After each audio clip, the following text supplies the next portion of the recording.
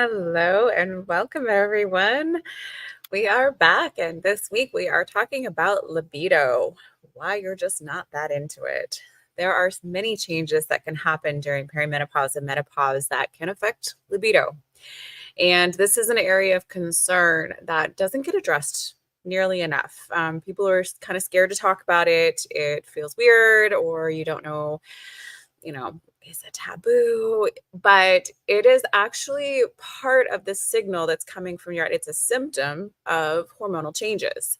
So paying attention to this, if you had a healthy libido and now you don't, or if you've always had a little bit of trouble with it and you want to improve things, there are some things that can be done even through perimenopause and menopause. So it does not mean the death of your sex life just because you are going through perimenopause and menopause.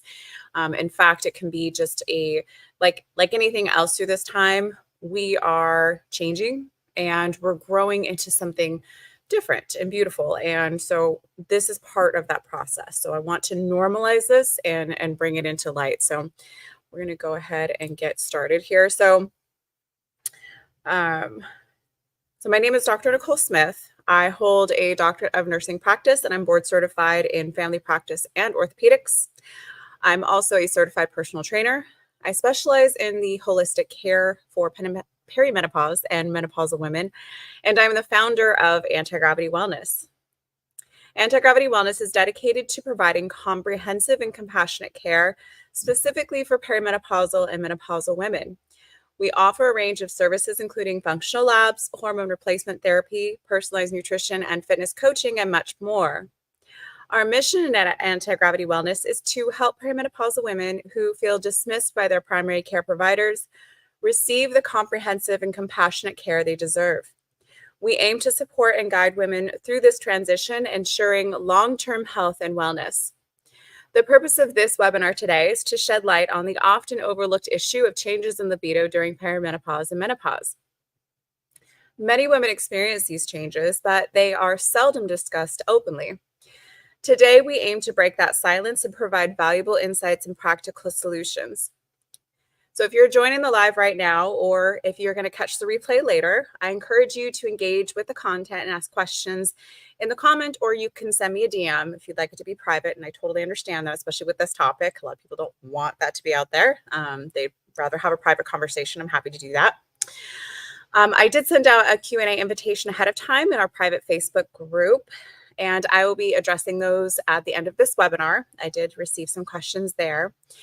And if you would like to be in the free Facebook group and get inside info and interaction, check out the description link for the link. Check out the description for the link, and we would love to have you join us there. This is an interactive space, and I want you to leave with a clear understanding of how to address any changes you might be experiencing. So let's go ahead and dive in and explore how we can better understand and manage changes in libido during perimenopause and menopause. So we're going to start with a case study because this is what it's all about. It's about the woman who is struggling. Low libido can cause much strain on a woman's intimate relationship and sense of well-being. So this is our sample client. And of course, I always change the name and some of the details. So it's not ever, unless I get full permission from a client to share their exact story. This is a blend. Okay. So, but all of this is based on a true story, based on a true story. So Jessica is a 45-year-old mother of two and has always enjoyed a healthy sex life. But recently she noticed a significant drop in her libido. This sudden change left her feeling frustrated and disconnected from her partner. Despite multiple visits to her primary care physician, her PCP, Jessica didn't receive the help she needed. Her PCP dismissed her concerns, attributing them to just a part of getting older. How many women can relate to this? How many couples just accept the decline of their sex life as part of being in a long-term relationship, having kids, getting older? It doesn't have to be this way. A healthy, intimate relationship that is fulfilling and connects at a deeper level is part of mental and emotional well-being. The loss of libido is a sign of underlying imbalances that need to be addressed for overall health and well-being. So let's talk about the key terms before we get too far into this, so we all know what we're talking about. So perimenopause is the transitional phase before menopause marked by hormonal changes and various symptoms. We have early, mid, and late. It can range anywhere from 2 to 10 years. It can start as early as age 35. Typically starts with progesterone first dipping, and so you'll see heavier periods, or shorter, like instead of like the standard 28 days, it could be like 20 days, 22 days. And you can also start to see some mood changes there too. And then as we get into the mid phase, then we start to see estrogen really start to go up and down. So you can have symptoms of high estrogen, symptoms of low estrogen. And then towards the end, you're going to be mostly just low estrogen. Periods get lighter, get farther apart. So first in the beginning, shorter periods and heavier and more cramping and things like that. And then fluctuations in between. And then towards the end, longer periods, lighter periods, and then we transition in menopause. Typically, every woman goes through their own transitionary phase. Every woman's symptoms are different. Some are more severe, some are not. There's a lot of, there's genetics that plays into it, but more than that, there's environmental factors. We're going to talk more about that. Menopause is the point in a woman's life when menstrual periods permanently stop, typically diagnosed after 12 months of amenorrhea, which is no periods. During that time, you can still have some, like before that, we can have cycles that are anovulatory, meaning that you're not actually ovulating, but you're still having a period. Libido is sexual drive or desire. And then the diagnosable hypoactive sexual desire disorder, or HSDD, in premenopausal women.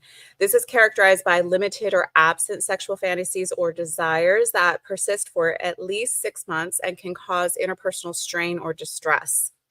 This is an official diagnosis by a healthcare practitioner made with a combination of detailed medical and symptom history, medication review, physical exam when indicated, and a validated tool such as the Female Sexual Functional Index that we use at Antigravity Wellness.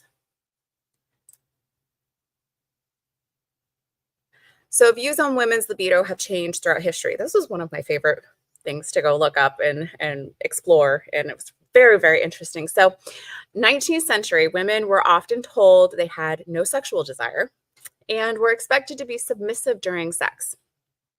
They were also thought to be receptacles for male lust and were expected to tolerate sex for procreation and to keep their husbands satisfied. You think the modern woman would put up with that? No. Early 20th century, the ideas of Sigmund Freud, Havelock Ellis, and Ellen Key began to influence attitudes promoting the idea that sexual satisfaction was important for both wives and husbands. This view of companionate marriage became widely accepted by the 1920s. And then we went into the sexual revolution. Feminists during the sexual revolution argued that women had the same sexual needs and desires as men and should have the same sexual freedoms. However, for social conservatives, the sexual revolution was seen as an invitation for promiscuity and an attack on the family. Post-war period. The American Psychiatric Association's Diagnostic and Statistical Manual of Mental Disorder, the DSM, continued to associate female sexual problems with mental disorders. So now, new research into the psychology, sociology, and physiology of sexuality has helped to increase the understanding of things like the hypoactive sexual desire disorder, HSDD, which is now considered a treatable disorder, diagnosable per the DSM. So we've come a ways. We're still not quite there, though. So let's talk about the prevalence of change in libido in perimenopausal and menopausal women. Changes in libido are a common issue that many women face during perimenopause and menopause. Understanding the prevalence of this issue can help normalize the experience and encourage women to seek help. Research indicates that approximately 50 to 70% of women experience a noticeable decrease in libido during perimenopause and menopause. So if you're among them, you are not alone. A study published in the Journal of the American Medical Association found that about 26% of women aged 45 to 64 reported low sexual desire. According to the North American Menopause Society, up to 75% of women report some form of sexual dysfunction, which includes decreased libido during their transition through menopause. While these statistics highlight the commonality of decreased libido, it's important to note that the experience varies greatly among women. Every woman's experience is unique. Some may notice a significant drop in sexual desire, while many others may experience only slight changes or none at all. This variability underscores the importance of personalized care and treatment. By understanding the prevalence and variability of changes in libido, women feel less isolated in their experiences. This also emphasizes the need for individualized approaches and treatment and support. And what's interesting, and I think I talked about this later, there is actually an increase in libido that can also occur. And what's going on here is as progesterone and estrogen levels are dropping, the testosterone levels are also dropping, but usually not as quickly. And then there's a hypersensitivity to those androgens. So we can actually see an increase in libido for a while, sometimes around like in the 40s range. That can happen for some women, not all of them. So if that happens, it's normal. All right, so the impact of these changes, definitely cannot de-emphasize these enough, that this is impactful. It is something that needs to be addressed. So changes in libido during perimenopause and menopause can have significant emotional and psychological effects on women.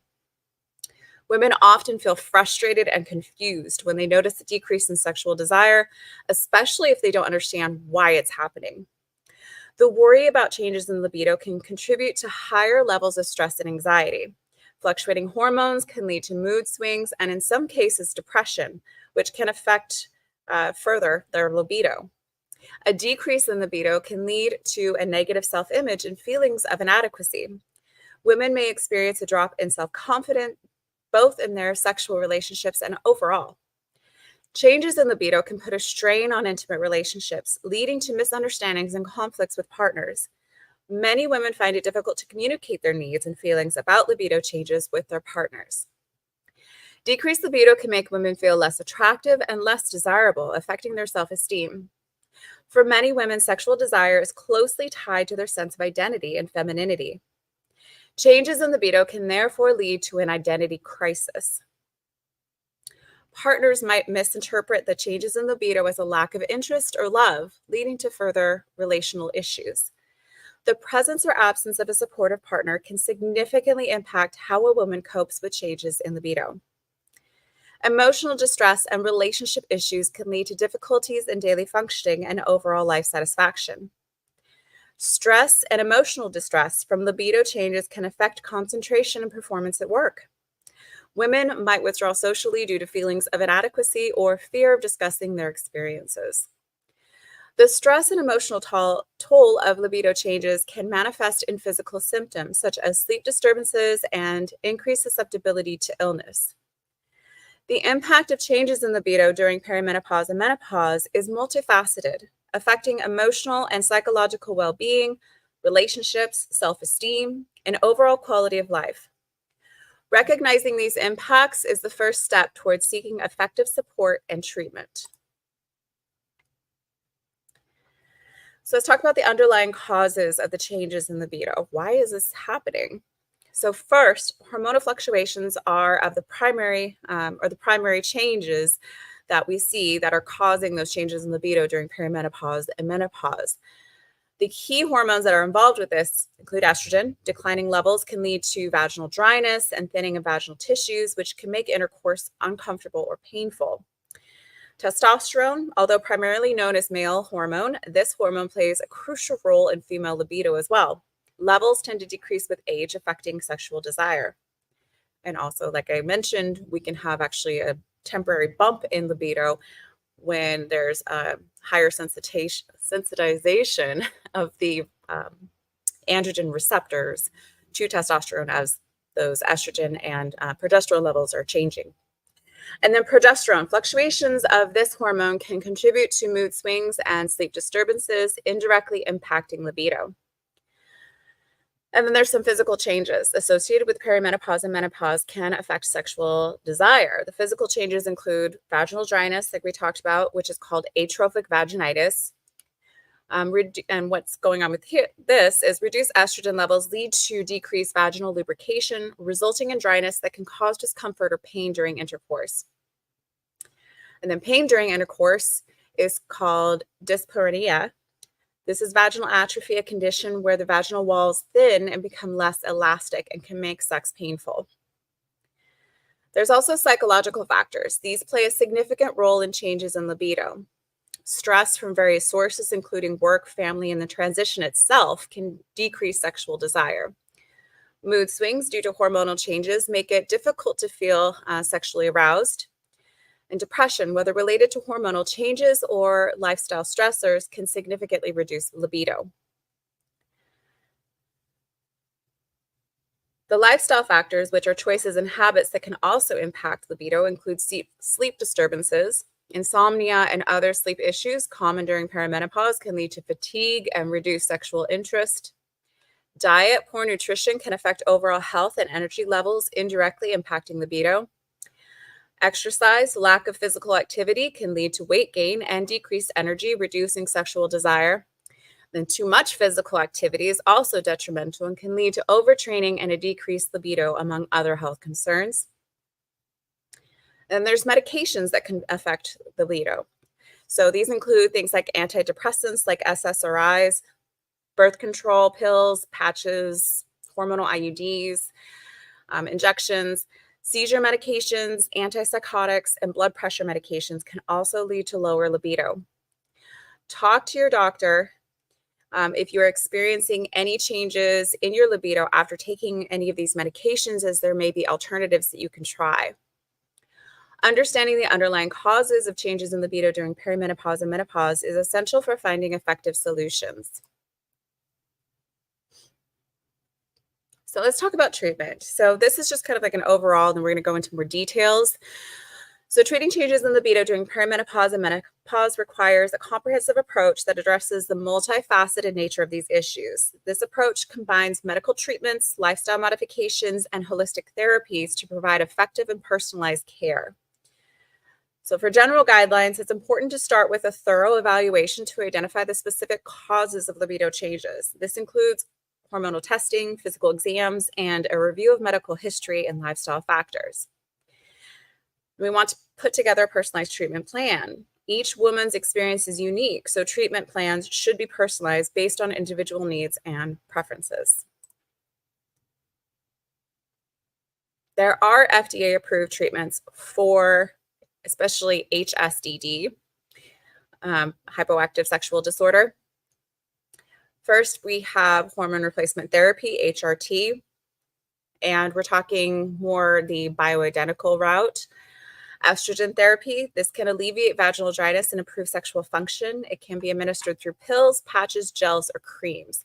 So in particular, if we're looking to address the genitourinary symptoms of low estrogen, then doing the cream or the gel locally is very effective for this. And you can take that also with a patch or pill estrogen. So it doesn't always convert to that. So sometimes localized therapy can be very effective in combination with that. Again, very individualized. Each woman has to work with their provider who can prescribe this for them in order to come up with the right treatment plan for them. Then we have combined estrogen and progesterone therapy. It was widely accepted and is still for many providers that women don't need progesterone after a hysterectomy because they no longer have a uterus and can't get uterine cancer. However, progesterone has other effects on the body, including bone health, hot flashes, and mood disorder. Progesterone can also help with sleep issues such as insomnia. So using some progesterone with estrogen is actually becoming more common practice, even if a woman is post-hysterectomy. Vaginal estrogen. So creams, rings, or tablets can directly address vaginal dryness and discomfort, enhancing sexual pleasure and addressing that genitourinary symptoms of changes. Flubanserin, which is sold under the brand name Addyi, is a prescription medication used to treat hypoactive sexual desire disorder, HSDD, in premenopausal women. It was originally created to treat depression. This medication is non-hormonal medication that works by changing the activity of serotonin and other natural substances in the brain, specifically in the prefrontal cortex. It can improve sexual desire, increase the number of satisfying sexual events, and decrease distress associated with the low sexual desire. So it's a nice alternative for those who don't qualify for estrogen or progesterone or don't want to go down that road, which is absolutely their choice. There's also Vyleesi, an injectable medication which was approved in 2019 for women with acquired generalized HSDD.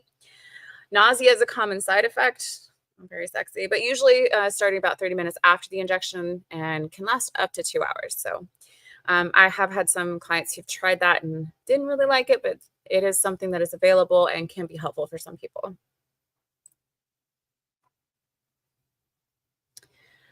All right, so off-label treatment. Although the FDA approved for women testosterone therapy, this can be prescribed off-label to boost libido in postmenopausal women with low testosterone levels, and it actually is in the guidelines from ACOG that we can use this if we've tried every other avenue and nothing else is really working to help with those symptoms. Then testosterone therapy is a thing. The reason why it's off-label is because it hasn't been studied in women. It's not that it's not safe. It's that we don't have enough studies. So that is part of the problem. There's a lot of lack of research on women and their bodies and what is safe and not safe. Doesn't mean that it, just because it's not FDA approved doesn't mean that it's not safe. So just keep that in mind, and because it is something that I will use when it's appropriate, with the right person, with the right history, with the right, everything lined up, and then we're monitoring them very closely. But it is something that can be used, and it can be just life-changing, completely life-changing. So just like with using estrogen or progesterone or thyroid medication for that matter. Antidepressants, so certain antidepressants such as bupropion may help improve libido by addressing underlying depression and anxiety. My only issue with this one, though, is that unfortunately it's used as a first-line treatment. Like, we're going to throw you on birth control and bupropion or an antidepressant or an SSRI or something like that, because we're just treating symptoms here. But we're not actually looking at, well, why are we having these symptoms? So doing a deeper dive and looking at these things. And I really do appreciate the fact that this is why I didn't go into primary care, guys, because it is a turn and burn insurance mill.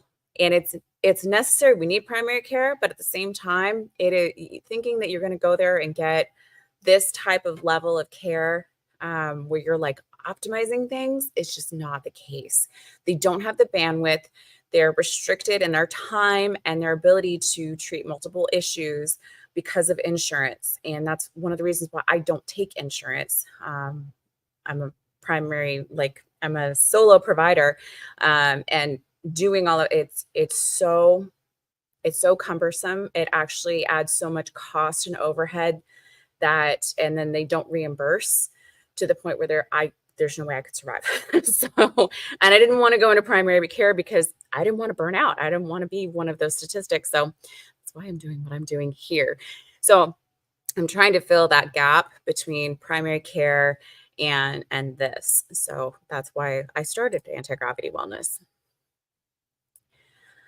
So some herbal treatments. There are lots more than this, and we're actually going to talk about that when we go into the Q&A section. But ones that are really well studied include things like maca root, ginseng, and fenugreek. So maca root is a popular herbal remedy known to enhance libido and sexual function, in particular red maca. So there's different kinds of maca. You want to make sure you get the right one for what you're trying to do. So clinical studies have shown red maca to be the most effective for strengthening bones, with one study showing high-dose extracts of red maca preventing postmenopausal bone loss. Furthermore, red maca was shown to be the most effective at improving female fertility and libido. So it's a really great one to incorporate. Again, any of these you must check with your provider and your pharmacist to make sure that there's no other interactions with your current medications, with other herbal supplements or supplements that you're taking. Okay. So just make sure you are aware of that. Also at the end, there will be, or if you comment right now or send me a DM, say Lusty, and I will give you the libido checklist. And in there, we have these supplements are listed out and their dosages and the evidence behind them as well. Will actually be on the blog that I'll be posting on the website here. So watch for that if you want to know more. Ginseng is another herbal treatment that can improve sexual arousal and energy levels. Some studies have found that red ginseng and panax ginseng may improve sexual function and desire in women. And fenugreek has been shown to boost sexual desire and overall well-being. Some studies have shown that fenugreek seed extract can improve sexual function in women, including increasing interest in sex and sexual arousal. However, due to different study results, it's difficult to recommend a specific type of fenugreek. Some fenugreek extracts that may help include Libifem, which is a standardized extract of fenugreek. One study found that healthy menstruating women who took 600 milligrams of Libifem, Libifem, daily for 2 menstrual cycles reported more frequent sex than those in a placebo group. Libifem may also improve sexual function in pre- and postmenopausal women. Fenusmart, a patented organic fenugreek extract that may help with sexual issues like low libido by improving mood, vaginal dryness, and irritability. Again, those are listed out in the checklist that is available. If you comment, if you're watching or listening to the podcast, you can check the show notes and it will be in there. All right, so dietary treatment. Amazing how diet is medicine. Diet is medicine, guys. Okay, so important. It's my number one treatment for all of my clients at Antigravity Wellness. It's the number one thing that moves the needle and makes people feel so much better. And this is no exception here with libido. So we want to focus on some major things like our macros and our micros, balanced nutrition. A diet rich in phytoestrogens can be helpful, especially postmenopausal. Omega-3 fatty acids, very important for anti-inflammatory properties. Antioxidants, same thing. And these can also support hormonal balance and improve libido. We want balanced macronutrients, your proteins, carbs, and your fats. Very important to make sure that we are supporting lean muscle mass, that we're supporting energy, that we're supporting the adrenal glands. Doing too much of a low carb diet for too long is actually detrimental to your adrenals. It will cause more stress on your adrenals, especially for women. And as things are fluctuating, we need to be more conscious about the stress that we're inducing on our bodies.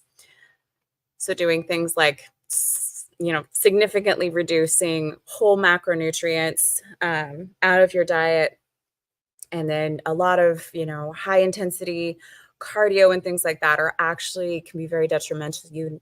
And you may notice that you can't lose the weight. And that's because your stress is actually so much higher and you're so much more sensitive to it. You're actually going to be holding on to fat instead of letting it go. That's not what we want. So we'll talk about exercise too.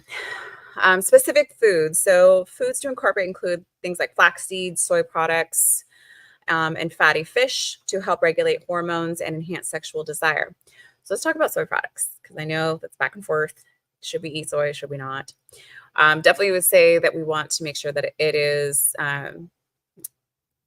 in general, you want to lean more towards non-GMO and organic as much as possible. But what is GMO? We've been doing this for a very long time where we purposefully breed certain things. So we just need to be aware of where our food's coming from and how it was made and everything that goes into it. The more toxins and things that we're exposed to that evolutionary wise our bodies aren't used to, it takes a while for our bodies to get caught up to these things. And so trying to be, not saying we need to go full-blown paleo or anything like that, because we've also evolved past that point, but just be aware, be conscious of the food that you're eating, and it is all giving your body a signal. Nothing that you eat is benign. It will all either contribute to your health or detract from your health. So always keep that in mind. So soy products may help balance female hormones in different ways depending on a woman's age and whether she's pre or postmenopausal. Premenopausal soy products may decrease FSH and LH, which could affect fertility. So there's an argument that maybe not so much soy before you were menopausal. However, one study found that fertility was statistically the same across groups regardless of soy intake. Menopausal soy products may increase estrogen levels, which could help reduce menopausal symptoms such as hot flashes, night sweats, and vaginal dryness. Clinical studies have found that postmenopausal women who eat 20 to 60 grams of soy protein per day have fewer and less intense hot flashes and night sweats than those who eat less soy. However, it may take almost a year of regular soy consumption to have similar health benefits as traditional hormone therapy. Soy products contain isoflavones, which are a type of phytoestrogen that can mimic the effects of estrogen in the body. The effects of soy may also depend on the type of soy consumed, how much is eaten, and when it's consumed. People with a high risk of breast cancer or who are breast cancer survivors are generally advised to avoid highly processed soy supplements. All right, let's talk about exercise. So, engaging in regular physical activity can boost energy levels, improve mood, and enhance overall sexual health, no matter your age. Recommended exercises, strength training, always number one. Always, always, especially going into this stage of life. We have got to preserve as much as possible and even increase our muscle mass. So important. And then cardiovascular exercise is also very important for heart health and for circulation. And then yoga, really, really great, especially for your adrenal glands, especially for your stress levels. It's very soothing to the nervous system. We need more of that, especially going into this phase. We need things that are soothing to our nervous system. And this is particularly beneficial for improving libido and overall well-being.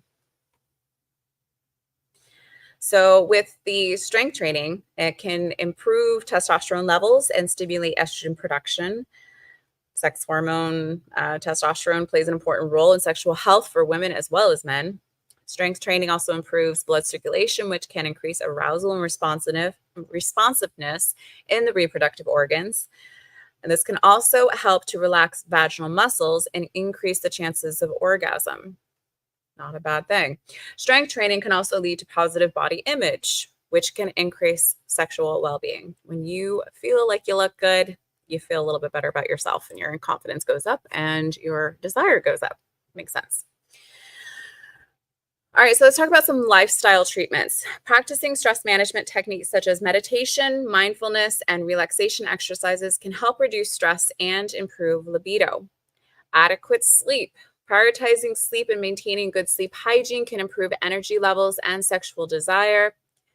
Building social support. Building and maintaining a supportive social network can positively impact emotional well-being and also libido.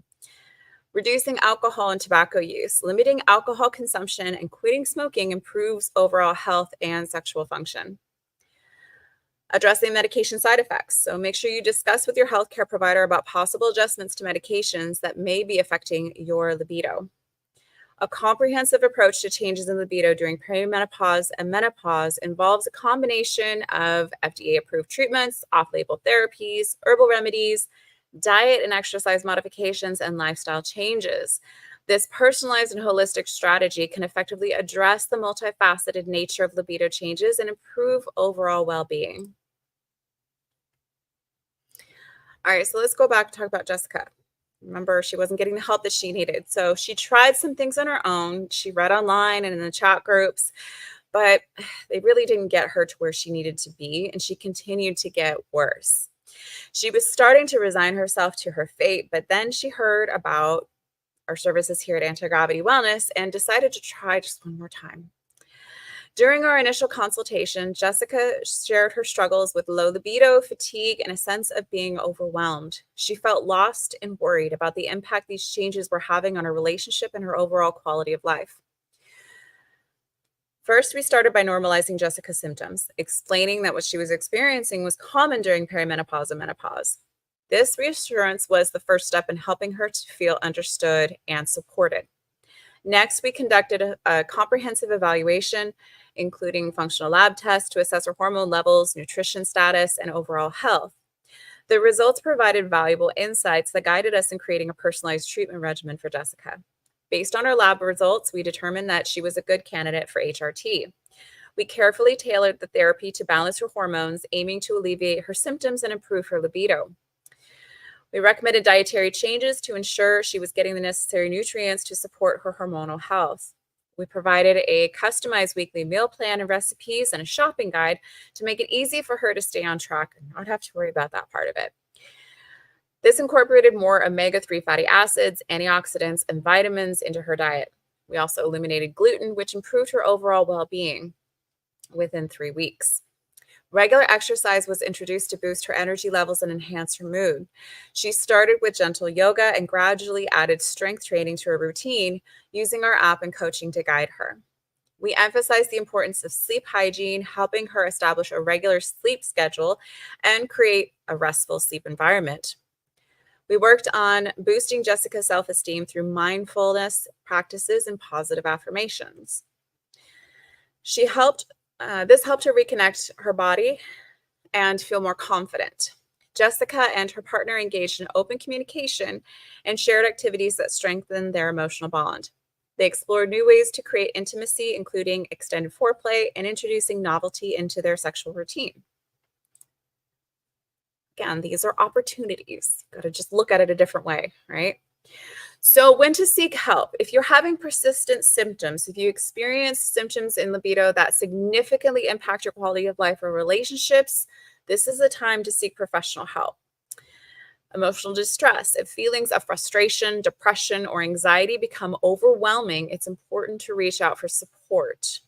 Physical discomfort. If you have physical symptoms such as vaginal dryness or pain during intercourse that do not improve with over-the-counter treatments, consult with a healthcare provider. So professionals that you might seek out for help include people like me, functional nurse practitioner, specializing in perimenopause and menopause. We do mammograms, functional labs, HRT, supplements, diet, exercise, and more. It's also important to be in contact with your OBGYN.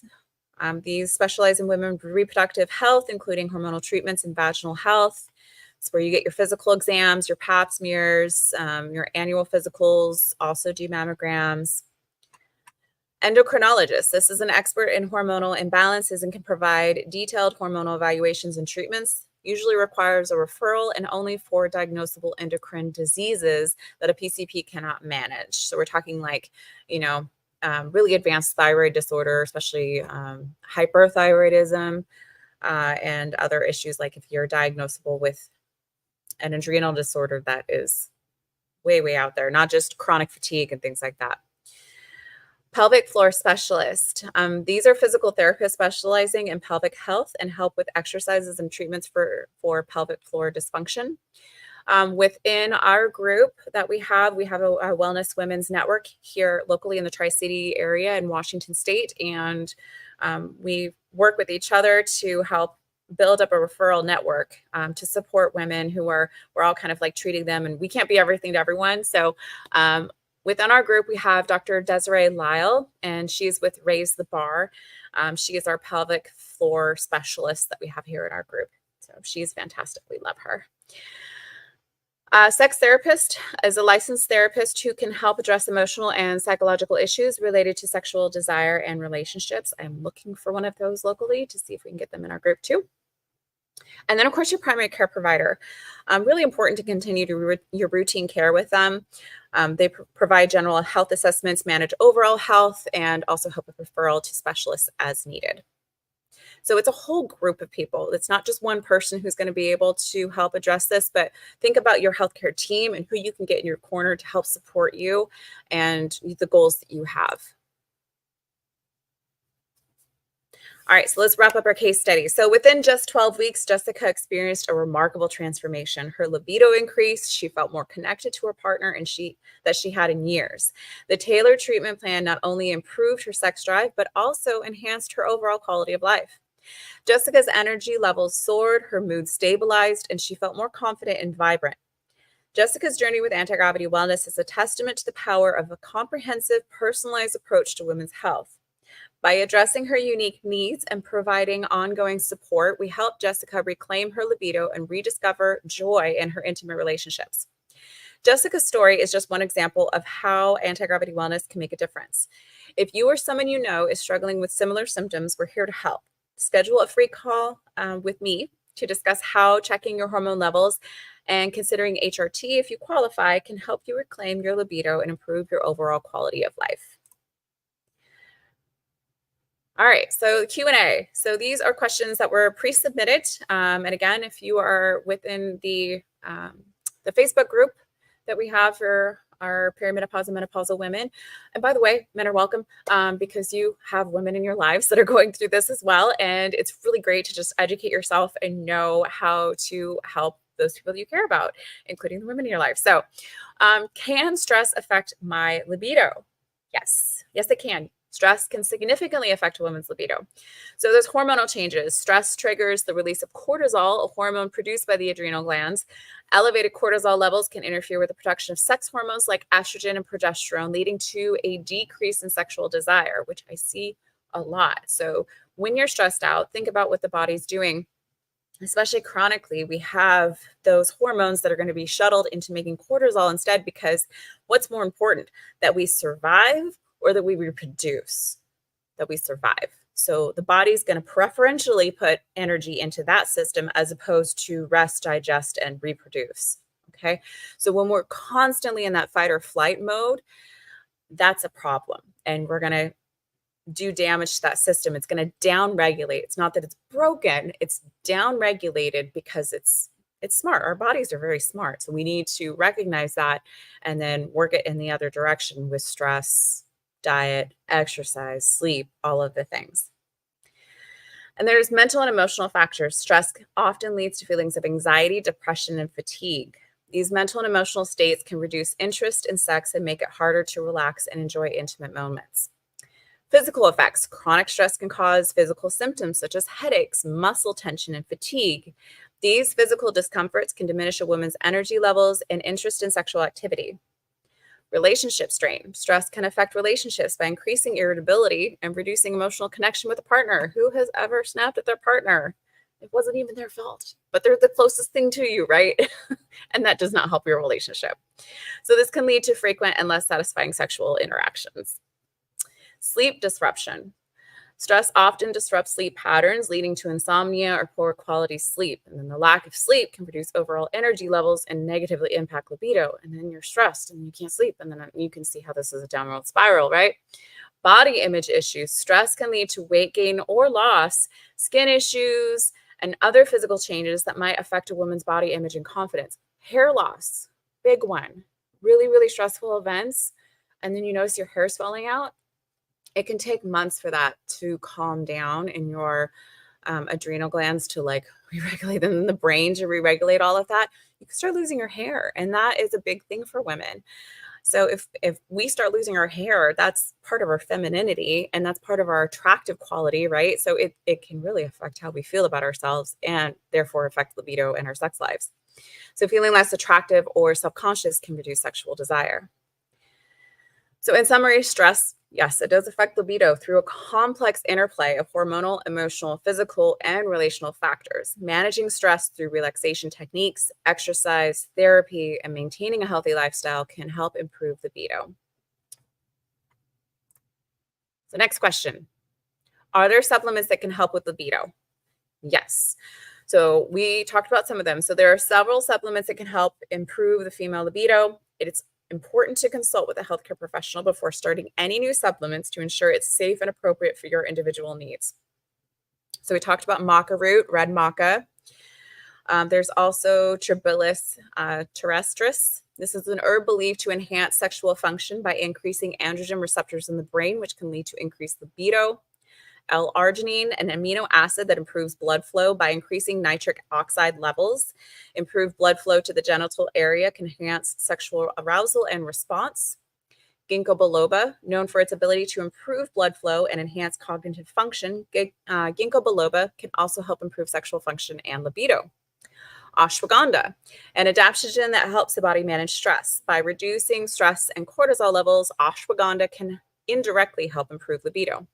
We talked about fenugreek, and that can help increase sexual arousal and desire in women.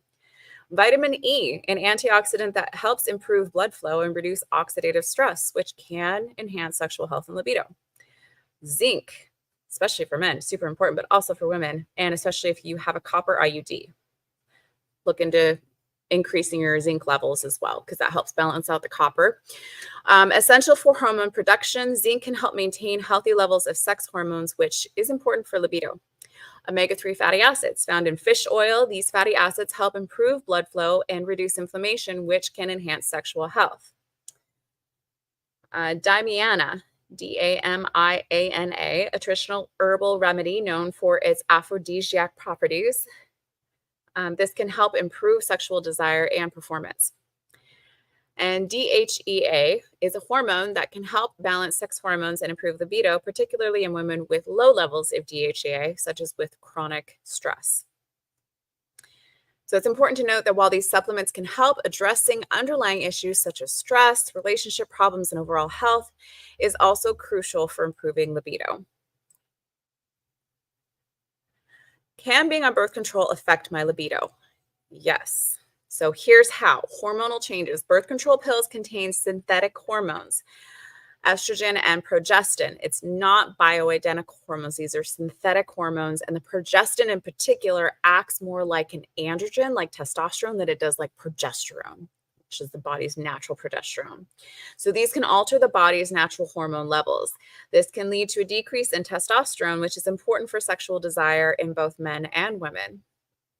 Actually, one of the ways that birth control pills work is it increases SHBG, sex hormone binding globulin, which has a great affinity for binding up testosterone. So it actually really grabs that testosterone and won't let you have it. So even if you have healthy levels of testosterone, it could be bound and you can't use it. Reduce natural hormone production. So birth control can suppress the body's production of natural sex hormones, which can lead to reduced libido, especially with pills, patches, and injections. Less so with the hormonal IUD. That's kind of why there's a benefit to that.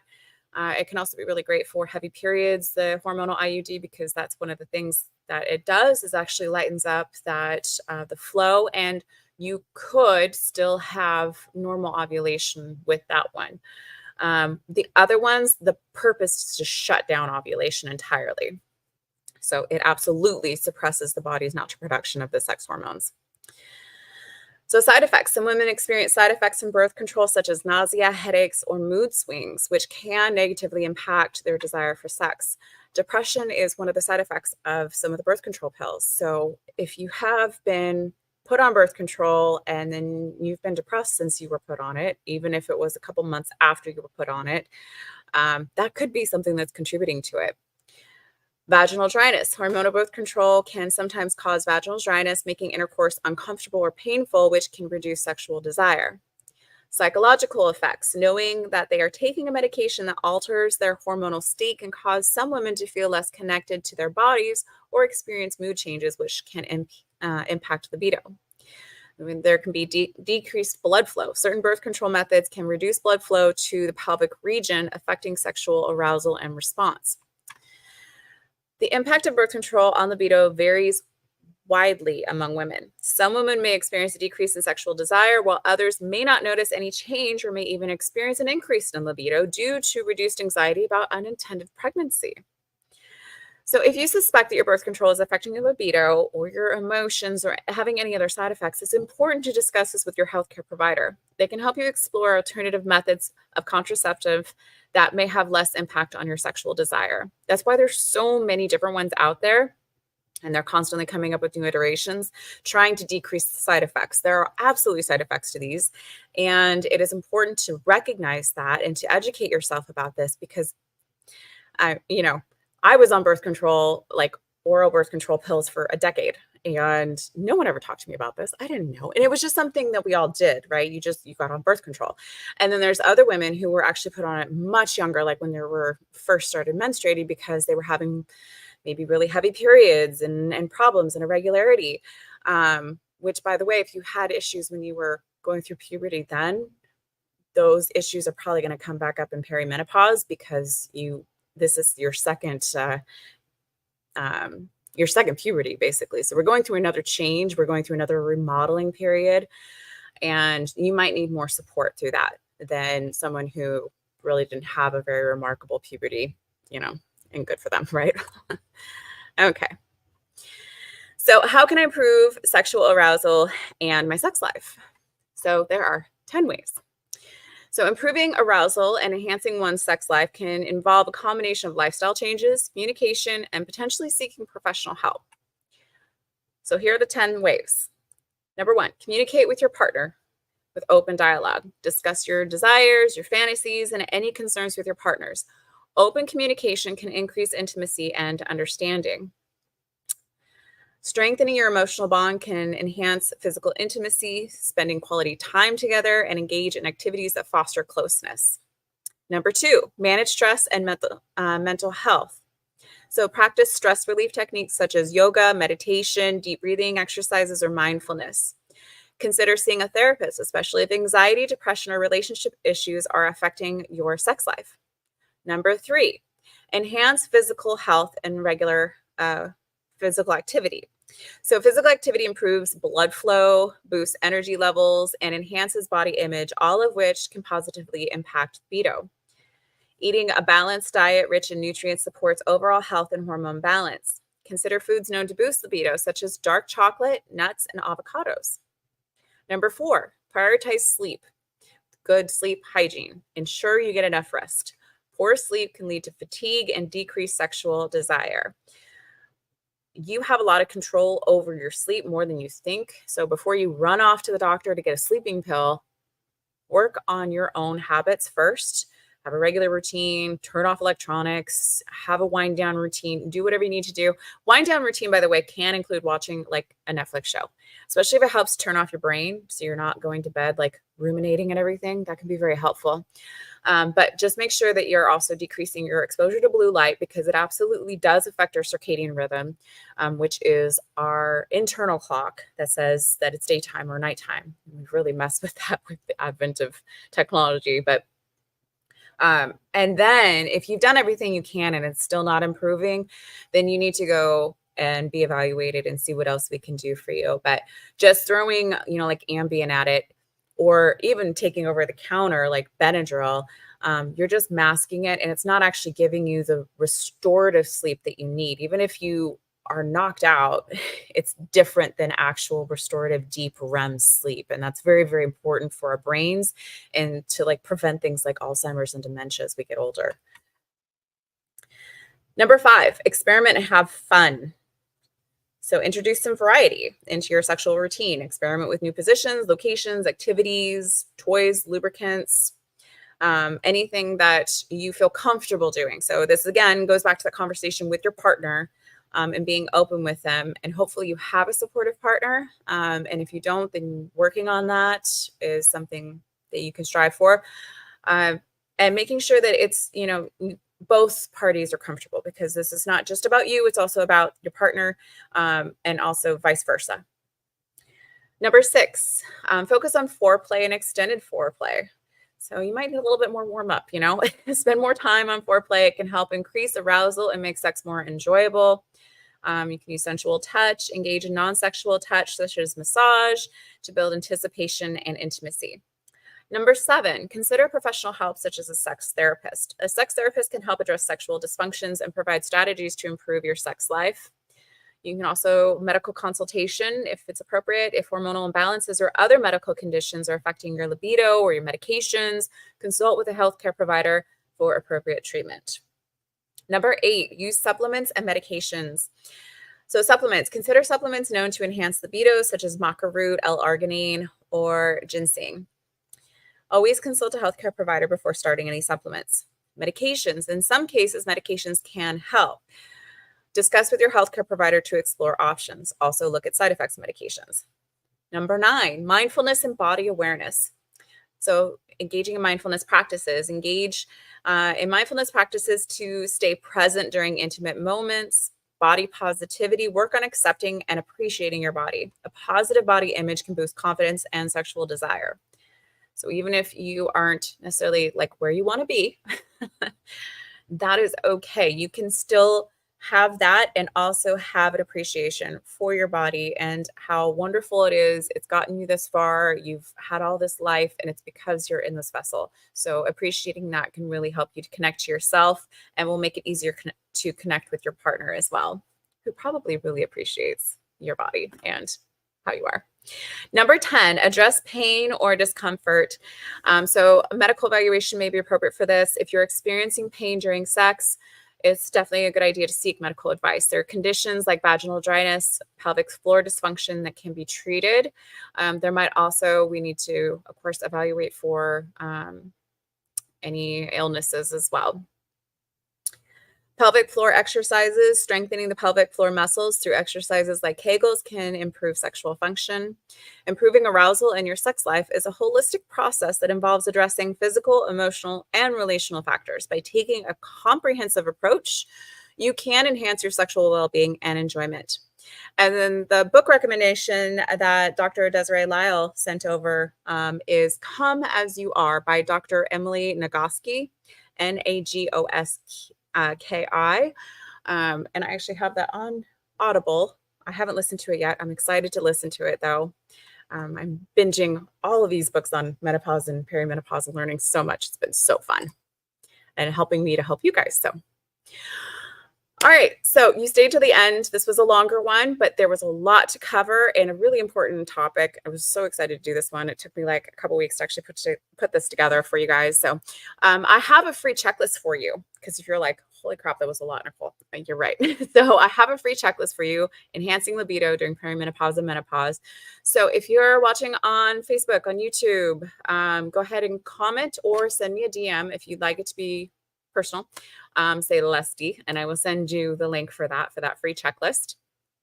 In the podcast, if you're watching that on Spotify, it will be in the show notes. And also when it gets published to YouTube, it'll be in the show notes. And then if you're a perimenopausal woman or a menopausal woman, and you want to know more about the services offered at Antigravity Wellness, you can schedule your free discovery call to talk with me and see how I can help. Check the link in the description. Oh, and I want to show you, here it is. Your free checklist. All right. Thank you so much for joining me. I'm going to pop over and see if we have any comments. We're good. Okay. Thank you so much for joining me. And I look forward to talking to you guys next week. We are going to be diving into the next topic, TBD. I have so many ideas. And if there's anything in particular that you want to learn more about in regards to perimenopause and menopause women, you can either comment here, send me a DM, something, get to me. I would love to hear from you and those things that you're struggling with, those questions that you have. All right, guys, thank you so much for joining me. Have a great rest of your day.